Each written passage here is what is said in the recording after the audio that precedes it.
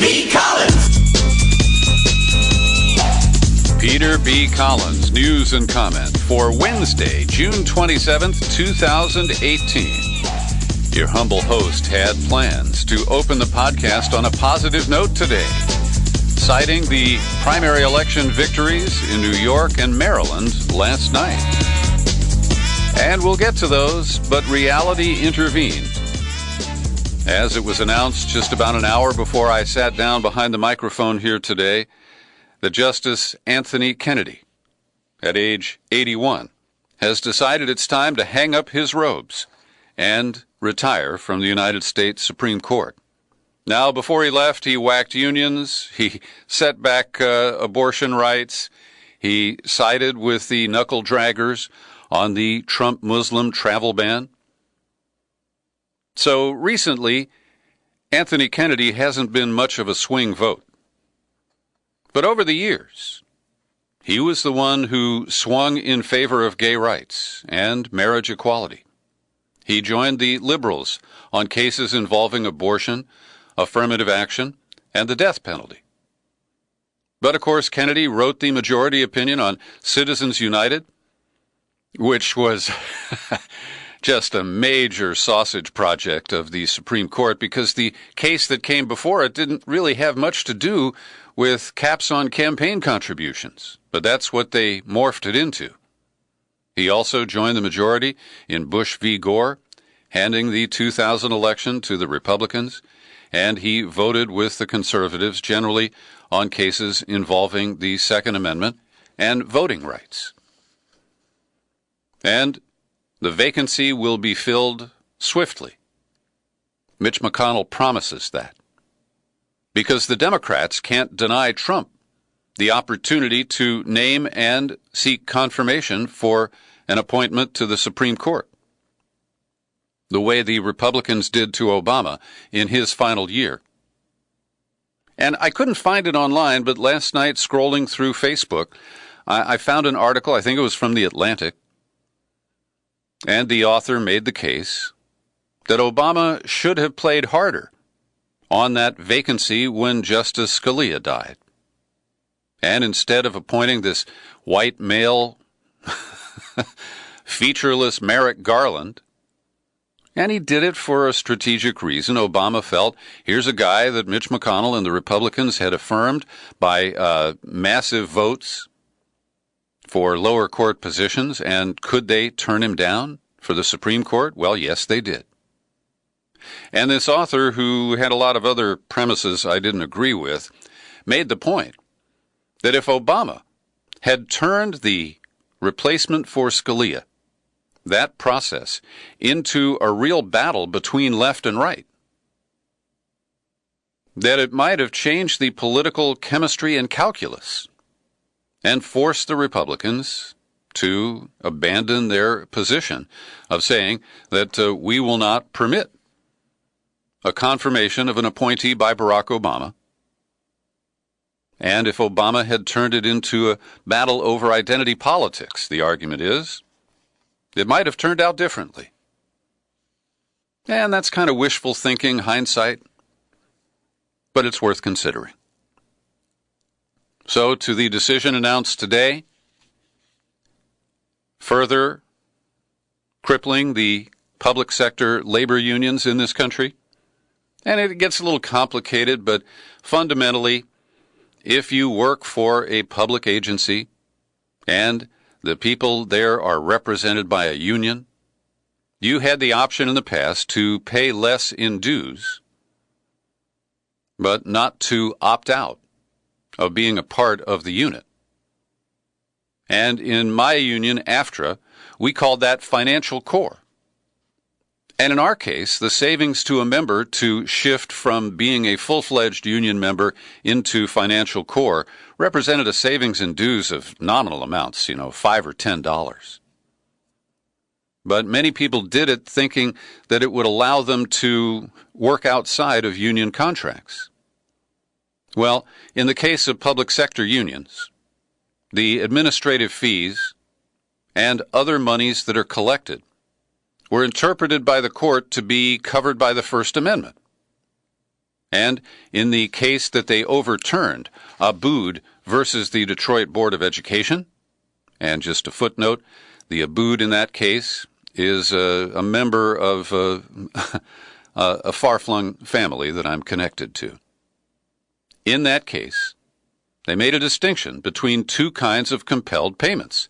Forcing non-members to pay for a union's political activities was seen as violating the First Amendment, but it was constitutional to require non-members to help pay for collective bargaining because they benefit when their wages and benefits go up. And the court overturned that, saying that all of this is a matter of First Amendment protected speech. And it's just another grotesque rationalization that allows the right wing to promote a corporate agenda to restrict both the political and the bargaining power for employees by unions. And today it was Elena Kagan who wrote for the dissenters on the court. She said there's no sugarcoating today's opinion. The majority overthrows a decision entrenched in its laws and economic life for over 40 years. As a result, it prevents the American people acting through their state and local officials from making important choices about workplace governance. Kagan delivered part of her dissent from the bench. She broadly criticized the majority, which she said had overstepped its role by intervening in a political debate and weaponizing the First Amendment, and not for the first time, she added. The majority's road runs long, and at every stop are black-robed rulers overriding citizens' choices. The First Amendment was meant for better things. It was meant not to undermine, but to protect democratic governance, including over the role of public sector unions. Now, the impact is hard to predict at this point. Experts and union officials say they could lose 10% to one-third of their members. And it certainly will reduce the amount of money flowing into union coffers. And what remains to be seen is if these moves, the Muslim travel ban, the right of anti-abortion activists to lie to pregnant women, and now this union-busting ruling, will it produce a political backlash? Will the people affected by this become politically active in time? And consider this.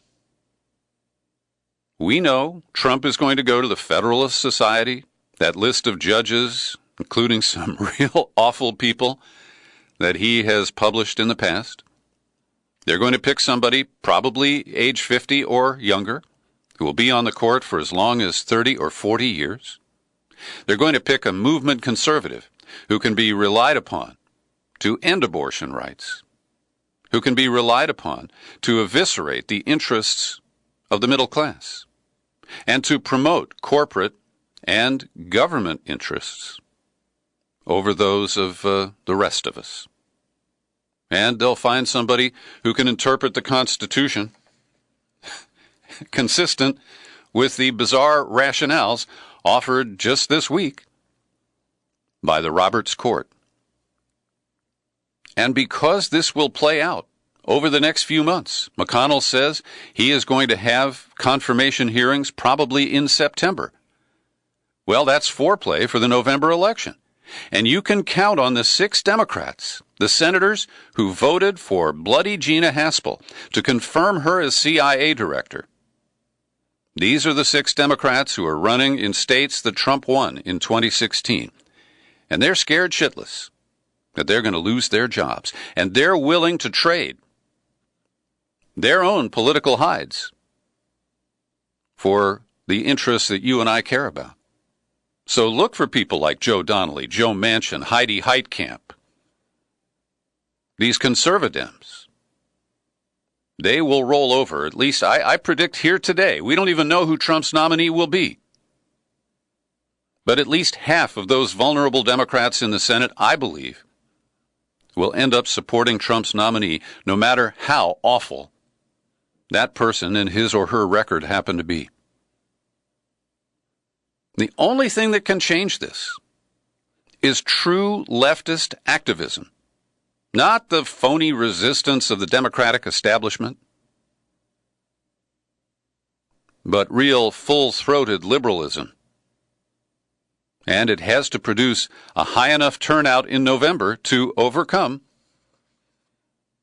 the strength that conservatives have, not in numbers, but they show up and they vote on Election Day.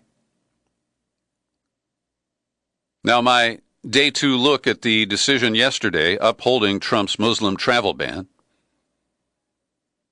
brings out a rich and grotesque irony. Or maybe it's just idiocy, not irony. Because yesterday the conservative majority upheld the travel ban, and at the same time, they finally overruled and overturned the decision back in the 1940s called Korematsu. That was the decision that upheld FDR's executive order creating the grisly Japanese-American internment camps that were in fact concentration camps. And what is so bizarre is that the Roberts Court took this moment, because Sonia Sotomayor brought up Korematsu in her dissent, to gratuitously overturn Korematsu. And in doing that, they were oblivious or just indifferent to the real connection here. And let me quote Hiroshi Motomura, a UCLA law professor. Overruling Korematsu the way the court did in this case reduces the overturning to symbolism that is so bare that it is deeply troubling, given the parts of the reasoning behind Korematsu that live on in today's decision. A willingness to paint with a broad brush by nationality, race, or religion by claiming national security grounds. If the majority really wanted to bury Korematsu, they would have struck down the travel ban.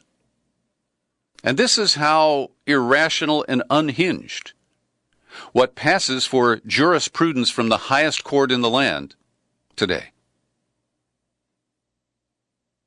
And so we have this bizarre schizophrenia in America today. That people like Justice Roberts, who wrote the opinion, can ignore the obvious and hateful comments, the obvious bias, the animus against Muslims that Trump holds, and say, yeah, but he didn't put that in the executive order itself. We find it neutral on its face. And therefore, because he invoked national security without any, not even a single iota of evidence that this travel ban enhances national security or that without it, we would be excessively vulnerable. It's bullshit. And that's what this court promotes. It's bullshit all wrapped up in right-wing legal rationales. And it's important to note that a lot of the religious liberty advocates who are just excited when the court ruled in favor of the Colorado bake shop, denying a gay couple the right to buy a cake there. Well, where are the religious freedom advocates? Have they come to the defense of the Muslims who have been denied liberty in this obscene Supreme Court ruling? Well, of course not. Over at Focus on the Family, they say, well, this is about national security. We just focus on the family. But Muslims have families too. And what becomes clear is that this court is representing the interests of evangelical Christians. But Islam is not seen to enjoy the same liberty, protections, and rights as extreme Christianity. And there's a whole list here, I won't bother you with it, but the Catholic League for Religious and Civil Rights said, well, we're not going to touch that one. The only group that has come forward is the Christian Coalition.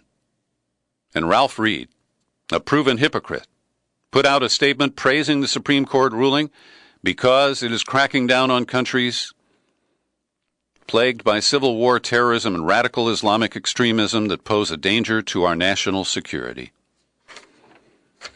Yep. We are living in a very strange time.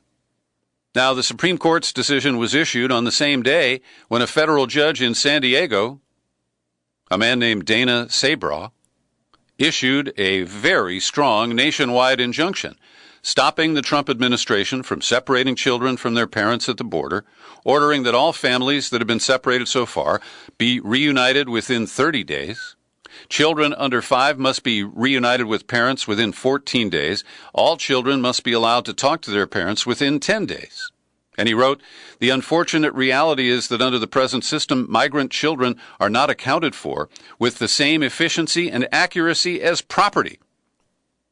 Hell, when I drop my dirty clothes at the dry cleaners, I get a receipt.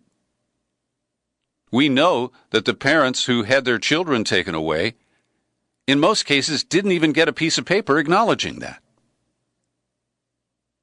His point is on target.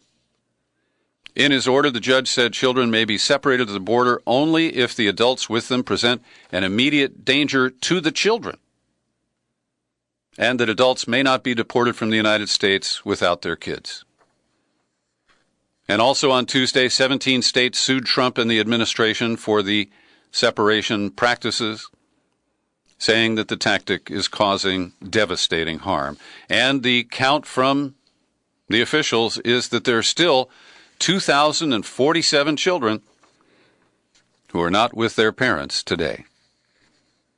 There's also a somewhat iconic federal judge, 95-year-old Robert Sweet is his name, and he wrote a 46-page ruling rebuking the government for abuse of due process in the case of Ramon Lopez. This is another case out of the New York area. This young man emigrated from El Salvador, was enrolled in high school, appeared at all his court hearings, but last October, ICE agents showed up at his home and sent him to a jail in Bergen County, New Jersey, where they left him for 8 months before he was released by the court earlier this month. And they claimed that he was connected to MS-13.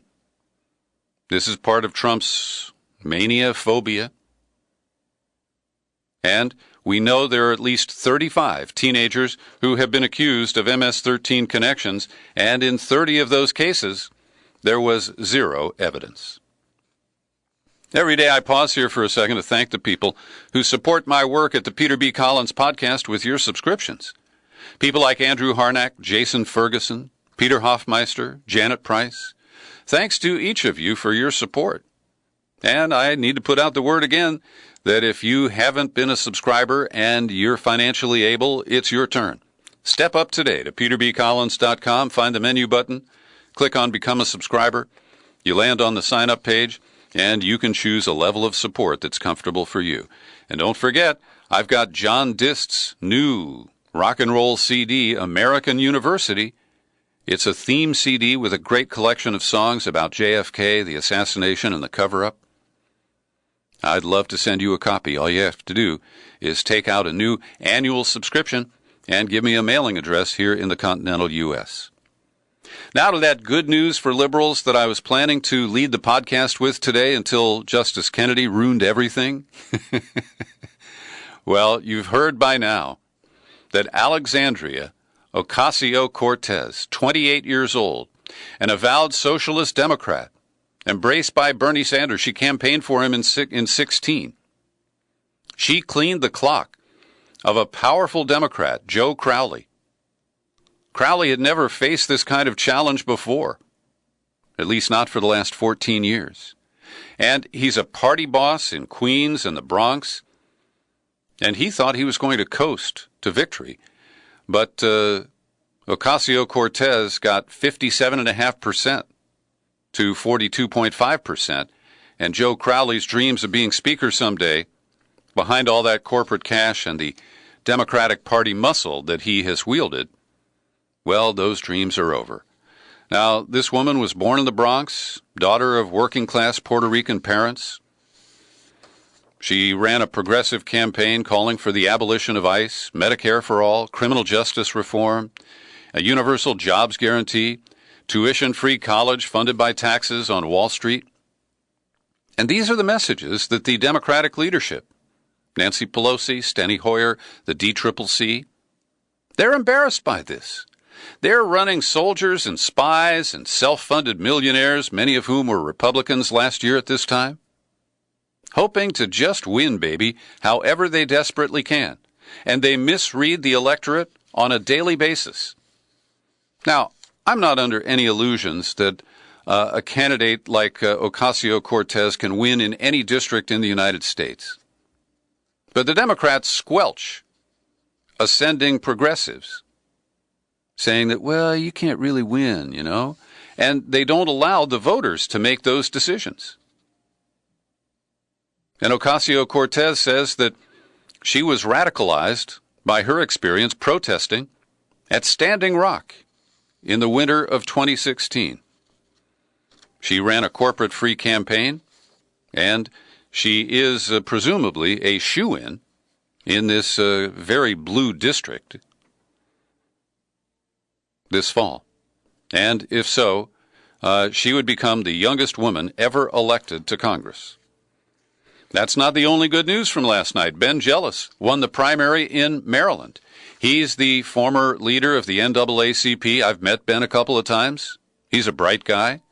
And he's not running a hide the liberal campaign. He is running a full-throated liberal or progressive campaign. He said, I'm not running to the left or the right. I'm running towards the people of our state. Healthcare, education, ending mass incarceration, ending the student debt crisis, and protecting the environment are people issues. We'll see how well he does in November. And I want to note that Bernie Sanders is burnishing his policy positions on an area that I dinged him for back in 2016. He didn't address foreign policy much. He limited it to criticizing Hillary for voting for the Iraq War. And late in the campaign, he started to talk a little bit about the Palestinians. Well, according to Peter Beinart, who is a kind of sketchy reporter himself, Sanders crossed one of the red lines last month when he organized the letter written by multiple senators criticizing Israel's blockade of the Gaza Strip. Last week, he went past that line again, says Beinart, with a video that's unlike anything he's ever seen from an American senator. He put it up on Facebook, and it shows the pictures of 5 Palestinians. And it reads, Palestinians describe life in Gaza. Bernie's comment, the voices of Palestinians are rarely heard. This is what life is like for those who are living in Gaza under a 10-year occupation. Good for you, Bernie. Good for you. I also want to single out Jeremy Ben-Ami, who is a moderate Zionist. He's one of the founders of the group called J Street, and I've interviewed Jeremy in the past. He wrote a blistering op-ed published yesterday at The Guardian. I've linked to it in the show file for today's podcast. And he demands that David Friedman, Trump's bankruptcy lawyer, who is the current ambassador to Israel, be recalled for tough questioning.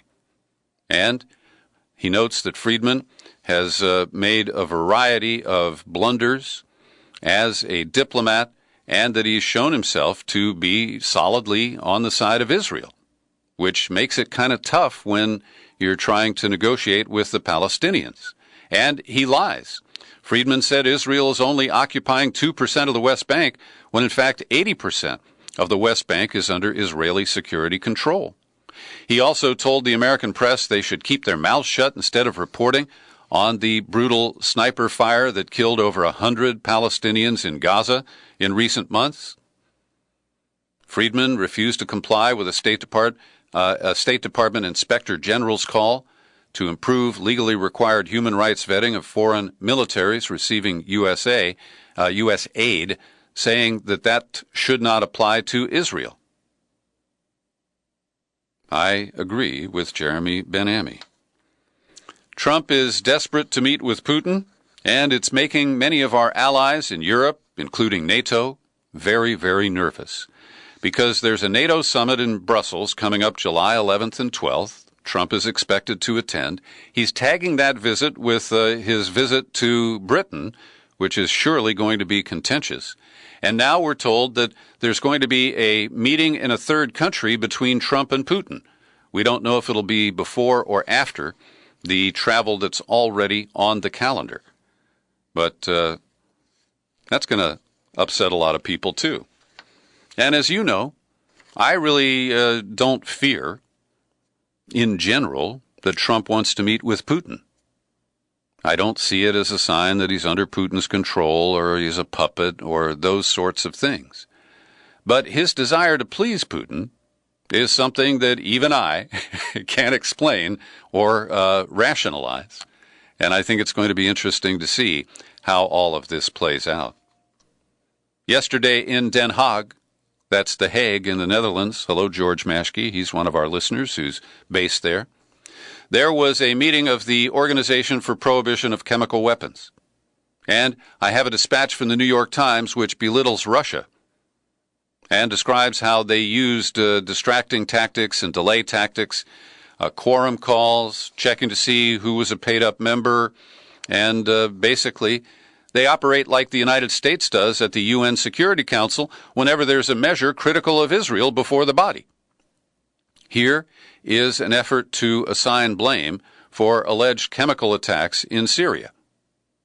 And as you know, I'm skeptical of the claims promoted by the U.S. that we know that Syria used chemical weapons most recently in Douma.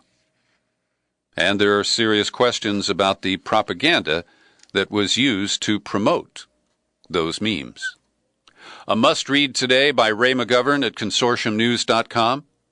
He cites John Solomon's report on The Hill on Monday. Learning, and you may recall, last week I mentioned that the most frequent visitor to Julian Assange at the Embassy of Ecuador in London has been an American lawyer named Adam Waldman. And we weren't really sure what he was up to with these repeated meetings with Assange. Well, it turns out McGovern is confirming here that there were negotiations last year between Assange and representatives of the U.S. and this guy, Adam, what is his name? Waldman, was one of the go-betweens. And apparently they came close to making a deal where Julian Assange was willing to offer technical evidence and discussion regarding who did not engage in the DNC releases. Now, when you read that carefully, Assange is skirting his pledge not to disclose sources by saying that he will rule out sources of the leaks that came from the DNC. And Ray McGovern appropriately speculates that that's all about Russia. And he says, if that was the reason Comey, I need to back up here, James Comey and Senator Mark Warner had communications. And it was James Comey who put the kibosh on completing negotiations with Julian Assange. And when those negotiations broke down, WikiLeaks released Vault 7. That was the collection of CIA hacking tools, and it appears that that was connected to the failure of the U.S. to come to an agreement. Now, there's a little bit of extortion involved there, which I'm not totally comfortable with, but given that Julian Assange is a hostage, he's got to use extraordinary means to try to get his freedom. So I encourage you to read this piece. Ray McGovern is a solid source. He is one of the stronger skeptics of the Russiagate narrative. And get this, Adam Waldman was essentially working to negotiate this deal, and his counterpart is described here as attorney David Laufman, an accomplished federal prosecutor picked by the Justice Department to work the government side of the CIA Assange deal-making. And when Comey, through Senator Warner, instructed Waldman to, quote, stand down and end the discussions with Assange, the government lawyer Laufman said, hey, that's bullshit. You're not standing down, and neither am I. Fascinating information. And, of course, it conflicts with the central narrative that is the consensus view. It's going to be a hot initiative ballot here in California this November. There is an effort gaining momentum to repeal an increase in the gas tax that Governor Brown and the Democratic-controlled legislature implemented last year.